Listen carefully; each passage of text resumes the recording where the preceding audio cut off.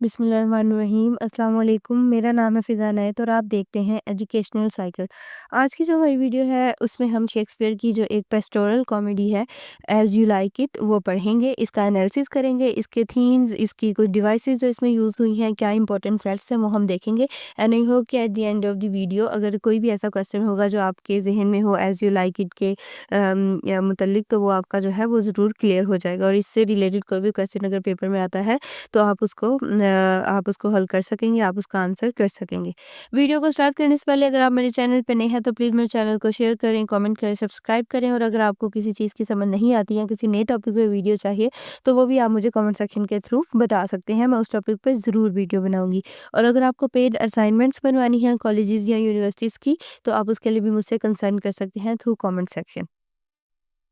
Video को start करते हैं। सबसे पहले मैंने आपको पहले भी बताया कि ये एक पेस्टोरल कॉमेडी है, मतलब कि रूरल रस्टिक लाइफ जोन सी होती है। हम कह सकते हैं कि एक शहर की ज़िंदगी होती है और दूसरी जोन सी कंट्री साइड लाइफ होती है। वो सारी जो लाइफ होती है उसे पेस्टोरल कहते हैं, रस्टिक होती है, रूरल होती है, जैसे विलेजेस की या जंगलात की, वुड्स की जोन सी होती है वो हम उसे हम पेस्टोरल कहते हैं। तो ये जो एक इसका वर्क है शेक्सपियर का, इसे हम पेस्टोरल कॉमेडी कहते हैं। अब ये जो-सा वर्क है ये 1599 में लिखा गया था और ये पेस्टोरल लिटरेचर की एक क्लासिकल एग्जाम्पल है।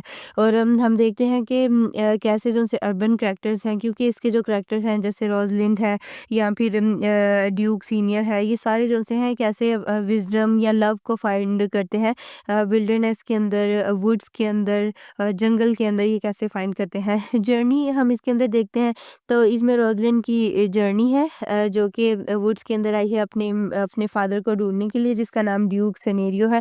और ये स्टोरी ये है कि ड्यूक सिनेरियो को उसके भाई ने जिसका नाम ड्यूक फ्रेडरिक है, वैनिश कर दिया है कैसल से। उसे जो-सा उसका एक जगह थी वहाँ से निकाल दिया है जहाँ वो एज़ अ ड्यूक था और वहाँ से निकाल दिया। तो अब वो जो-सा आर्डन के फॉरेस्ट है वहाँ रह रहा है, तो रोज़लिन भी अपने फादर को ढूँढने के लिए वहीं आती है। अगर हम इसकी सेटिंग की बात करें तो एक कोर्ट की सेटिंग है और दूसरी फॉरेस्ट की सेटिंग है। फॉरेस्ट जोन से आर्डन के फॉरेस्ट है वहाँ की सेटिंग है, दूसरी कोर्ट की सेटिंग है। और जो सी कोर्ट है वो रिप्रेजेंट करती है प्लेस ऑफ करप्शन और एनवी और रिजिड रूल्स जो से होते हैं ड्यूक फ्रेडरिक के। और फॉरेस्ट जोन सा है ये फ्रीडम को, नेचर को, ब्यूटी को और आपकी सोल को, पीसफुल सोल जो सी वुड में होती है या आप फ़ील करते हो पीसफुल, डो ड्यूक सीनियर के थ्रू ये फ़ॉरेस्ट उसे रिप्रेज़ेंट करता है, ठीक है?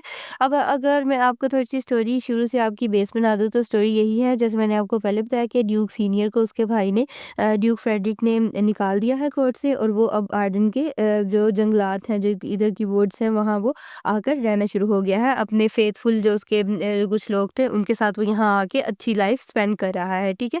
दूसरी तरफ जो रोज़लिंड है और उसकी कज़न सीलिया है। अपने रोज़लिन बहुत ज़्यादा परेशान है अपने फ़ादर के मुतल्लिक और इसे ढूँढना चाहती है। सीलिया उसकी एक लॉयल कज़न है ल और सीलिया से कहती है कि जो मेरे फ़ादर हैं वो तुम्हारे भी फ़ादर हैं, हम इकट्ठे ही यहाँ रह लेते हैं, कुछ भी नहीं होगा। लेकिन जो रोज़लिन है वो अपने फ़ादर को ढूँढना चाहती है, ठीक है? और हीरोइन जौन-सी है, आपको पता है कि रोज़लिन ही हमारी हीरोइन है। अब आगे जब हम देखेंगे स्टोरी के, जब वो जंगलात में आती है, जंगल में आती है, तो वो कैसे खुद को खुद का जौन-सा एक अटायर है वो चेंज कर लेती है। तो वो कन्वर्ट हो जाती है गैनीमेड के अंदर, एक आदमी के अंदर सर्वाइव करने के लिए विल्डरनेस के अंदर, ठीक है?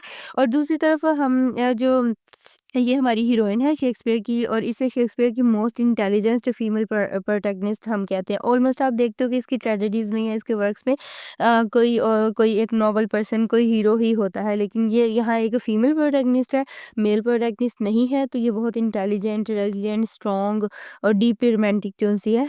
ये एक हमारे पास रोज़लिंड हीरोइन है, ठीक है? अगर सपोर्टिंग कास्ट की बात करें तो इस प्ले के इस कॉमेडी के अंदर ऑरलैंडो है। ऑरलैंडो मैं आपको बता दूँ कि कोर्ट के अंदर जब सीलिया और जो रोज़लिंड है वो होते हैं, तो इन्हें पता चलता है कि एक लड़ाई होने वाली है चार्ल्स और ऑरलैंडो के दरमियान में। चार्ल्स जौन-सा होता है वो ऑलरेडी सारी फाइट्स को जीत चुका होता है, लेकिन ऑरलैंडो जौन-सा होता है एक यंग लड़का होता है। ऑरलैंडो का भाई होता है ओलिवर, जो कि उसे बेट्रे करता है और वो चाहता है कि ऑरलैंडो ये वाली फाइट लड़े ताकि वो मर जाए, क्योंकि चार्ल्स कभी हारा नहीं होता।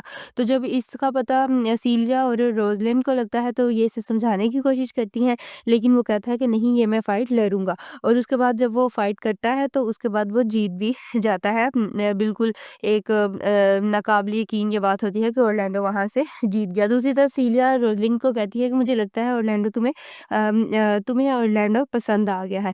उसके बाद ये होता है कि रोज़लिंड और सीलिया हैं वो भाग जाती हैं कोर्ट से और आ जाती हैं ये आर्डन के जो फ़ॉरेस्ट हैं यहाँ आ जाती हैं ड्यूक सीनियर को ढूँढने के लिए। और यहाँ आपने याद रखना है कि जॉन सी रोज़लिंड है उसका अटायर बिल्कुल चेंज है, now he is a man, ठीक है? वो उसने अपनी जॉन सी अपीयरेंस है वो बिल्कुल ही चेंज कर ली है। अब जो टचस्टोन है ये एक माइनर कैरेक्टर है, लेकिन इसके ज़रिए ये इसके ज़रिए सटायर किया गया है और जौन-सा एक रियल पिक्चर होती है कोर्ट की वो दिखाने की कोशिश की गई है। तो इसका सिर्फ़ इतना ही कैरेक्टर है। अब आई होप कि काफ़ी हद तक आपको स्टोरी समझ में आ गई है। Now the Rosalind, Celia are in forest और उसके बाद जो ऑरलैंडो है जब उसको पता चलता है उसका भाई उसे मारने वाला है तो वो फाइट के बाद वो भी भागकर यहाँ के जंगलात में आ जाता है। तो अब आपको बस इतना यहाँ तक याद रखना है कि now Celia, Rosalind, Orlando and Duke Senior are all in forest of Arden, ठीक है? उसके बाद अगर हम आगे चलें तो ये कुछ थीम्स भी हैं जिन्हें साथ-साथ हम डिस्कस कर लेते हैं। तो नेचर वर्सेस जो आर्टिफिशियल या मटीरियलिज़्म या आर्टिफिस जिसे हम कहते हैं, तो हम देखते हैं कि जो नेचर है it presents as a healing power. ये जो है ये लोगों को हील करती है। नेचुरल वर्ल्ड जौन-सा है वो जौन-सी एक कॉर्टली लाइफ है जो कि फेक है, फुल ऑफ करप्शन है, फुल ऑफ लाइज़ है। वहाँ से ये जो है ये लोगों को एक हीलिंग पावर प्रोवाइड करती है जो नेचर है। आइडेंटिटी एंड डिस्कोर्स इसमें मेन थीम्स हैं। आपको मैंने बताया कि जौन-सी रोज़लिंड है वो अपनी आइडेंटिटी को चेंज कर लेती है and he disguised into a man named गैनेमेंट।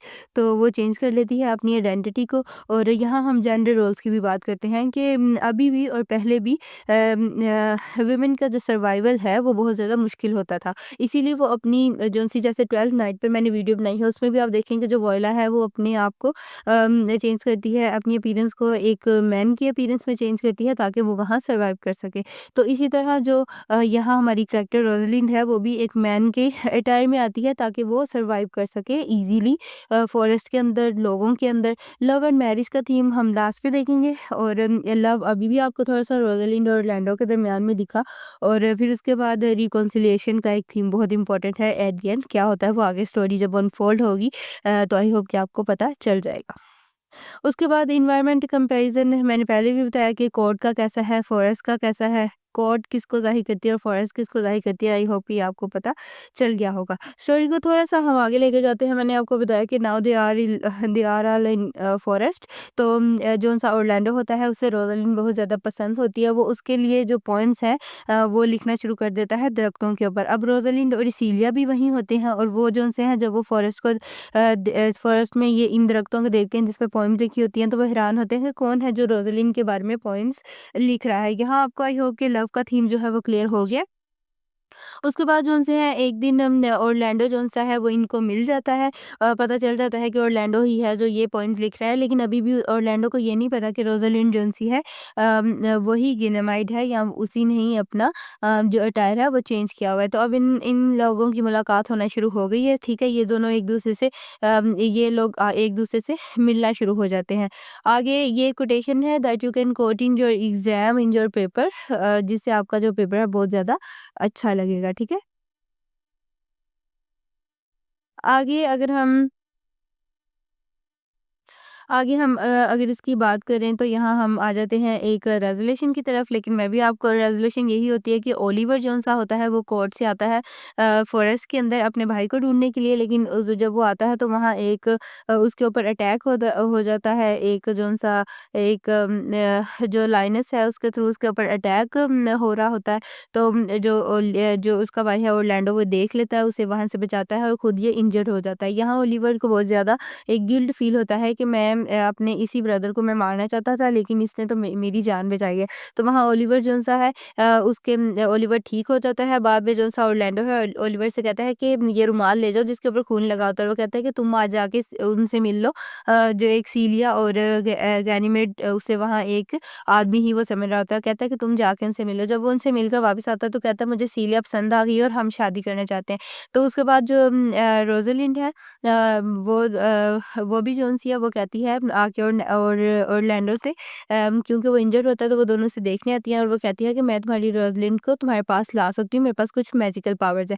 अब ये बात जो है वो हर जगह फैल जाती है। अब मतलब at the end of the resolution ये सारे एक ही जगह होते हैं और उसका जो-सा फादर है ड्यूक सीनियर वो भी आ जाता है। रोज़लिंड, सीलिया, ओलिवर और ऑरलैंडो ये सारे एक जगह होते हैं और वहाँ जो-सा है वहाँ वो रेज़ोलेट करती है, जो-सी और रोज़लिंड है अपनी आइडेंटिटी बताती है और सब कुछ बताती है कि मैंने ये क्यों किया और इस तरह सारा जो मामला है वो बताती है। दूसरी तरफ ओलिवर बताता है कि जो ड्यूक फ्रेडरिक है वो आ रहा था यहाँ इस जगह पे ड्यूक सीनियर को मारने के लिए, लेकिन उसे रास्ते में कोई एक रिलीजियस पर्सन मिला जिससे वो बहुत ज़्यादा इंस्पायर हुआ, तो उसने वो सारी चीज़ें छोड़ दी और अब वो जो-सा है वो एक रिलीजियस लाइफ गुज़ारेगा और जो-सा सारा जो एक कोर्ट था, जो सारी एक बादशाह की जो सारी एक अवाम होती है या उसकी जो पावर है, उसकी जो सीट है वो सारा कुछ उसने ड्यूक सीनियर अपने भाई के नाम कर दिया है। तो ये रेगुलेट हो गया, वहाँ सबको पता चल गया कि रोज़लिंड ही गैनीमेड है और अपना ड्यूक सीनियर भी मिल गया। उधर सीलिया और उनकी भी शादी हो जाती है और at the end wedding ceremony पे हम हमारा ये जो-सा नॉवल है ये एंड होता है हैप्पी एंडिंग पे।